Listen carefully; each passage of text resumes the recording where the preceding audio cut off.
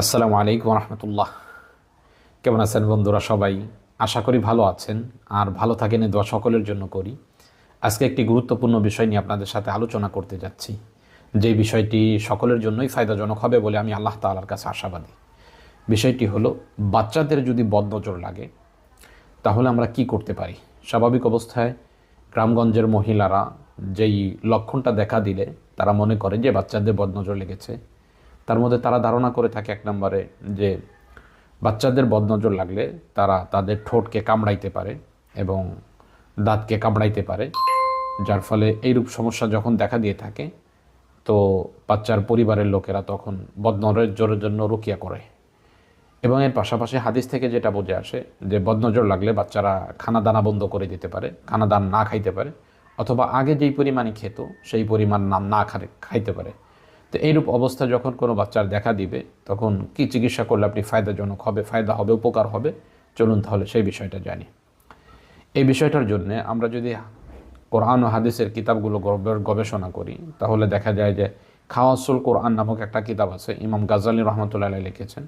এই কিতাবের 96 নম্বর পৃষ্ঠার মধ্যে একটা আলোচনা আনা হয়েছে যে নাজদে অধিবাসী একজন লোক ছিলেন, যেই লোকটা এই বাচ্চাদের বদনজর লাগলে কি রুকিয়া করতে হয় এটার উপর তিনি মাহের ছিলেন। তো খাওয়াসুল কোরআনের মধ্যে তিনি কি দিয়ে রুকিয়া করতেন এগুলাকে উল্লেখ করা হয়েছে।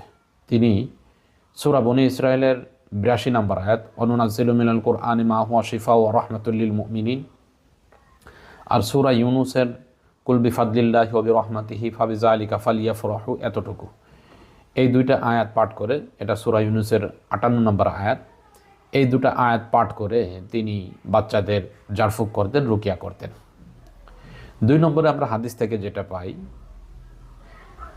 হযরত আলী রাদিয়াল্লাহু তাআলা আনহু বর্ণনা করেন, নবী করিম সাল্লাল্লাহু আলাইহি ওয়াসাল্লামের কাছে যখন ফেরেশতা জিবরাইল আলাইহিস সালাম আসলেন তখন এসে নবী করিম সাল্লাল্লাহু আলাইহি ওয়াসাল্লামের উদ্বিগ্ন দেখতে পেলেন। দেখার পর তিনি জিজ্ঞেস করলেন, হে মুহাম্মদ সাল্লাল্লাহু আলাইহি ওয়াসাল্লাম, আপনার মুখে এই উদ্বিগ্ন ভাব কেন? নবী করিম সাল্লাল্লাহু আলাইহি ওয়াসাল্লাম বললেন, হাসান হুসাইনকে বদনজর করা হয়েছে এ কারণে। জিবরাইল আলাইহিস সালাম বললেন, বদনজর সত্য, এটা বাস্তবিক সত্য। আপনি কি এই শব্দগুলো দ্বারা হাসান হুসাইনের জন্য সে বাচ্চা শেফা চাবেন না? নবী করিম সাল্লাল্লাহু আলাইহি ওয়াসাল্লাম বলেন যে সেই শব্দগুলো কি জিজ্ঞাসা করলেন।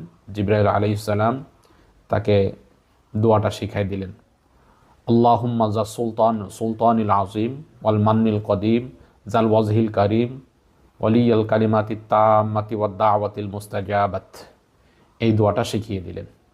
নবী করিম সাল্লাল্লাহু আলাইহি ওয়াসাল্লাম এই দোয়া পাঠ করে তিনি হাসান হুসাইনকে রুকিয়া করলেন। এটা করার পরে তারা সাথে সাথে খানা খাওয়া শুরু করলেন। এরপরে নবী করিম সাল্লাল্লাহু আলাইহি ওয়াসাল্লাম বললেন যে তোমরা নিজেদের এবং নিজেদের স্ত্রী ও সন্তানদের জন্য এই দোয়া দ্বারা আশ্রয় চাবে, অর্থাৎ বদনজর থেকে আশ্রয় চাবে। এরপরে নবীজি বলেন, কেননা এর থেকে কোনো উৎকৃষ্ট কোনো দোয়া হতে পারে না বা নাই। এই হাদিসটা ইবনে কাসিরের মধ্যে তার কিতাবের 4 নম্বর খণ্ডের 421 নম্বর পৃষ্ঠা 11 নম্বর পৃষ্ঠার মধ্যে এই আলোচনাটা এনেছে।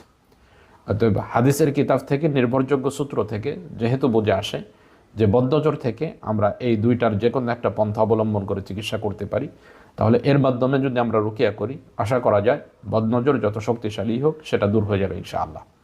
তো আজকে পর্যন্তই, দেখা হবে অন্য কোনো দিন অন্য কোনো বিষয় নিয়ে। আসসালামু আলাইকুম ওয়া রাহমাতুল্লাহ।